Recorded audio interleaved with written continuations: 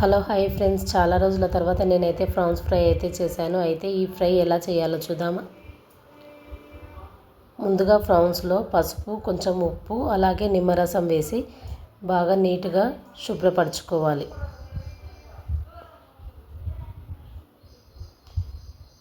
చూడండి, కడిగిన తర్వాత ఈ విధంగా ఉండాలి.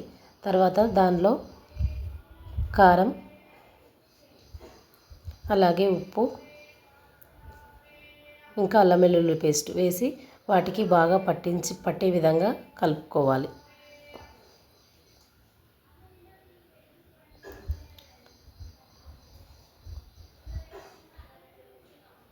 అలాగే ఒక కడాయిలో ఆయిల్ వేసి ఆయిల్ వేడెక్కాక కొంచెం గరం మసాలా, అలాగే ఆనియన్, పచ్చిమిర్చి వేసి బాగా వేయించుకోవాలి. అలాగే కొంచెం పసుపు, కొంచెం అల్లం వెల్లుల్లి పేస్ట్ వేసి బాగా వేయించుకోవాలి. ఇప్పుడు ముందుగా కలిపి పెట్టుకున్న ప్రాన్స్ని వాటిలో వేసుకొని కాసేపు మగ్గనివ్వాలి. ఇలా మగ్గిన తర్వాత వాటిలో కొంచెం వాటర్ లాగా వస్తుందండి. చూడండి,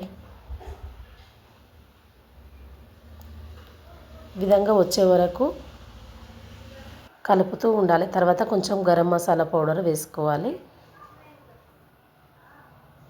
తర్వాత చూడండి, ఇలా మధ్య మధ్యలో కలుపుతూ ఉండాలి.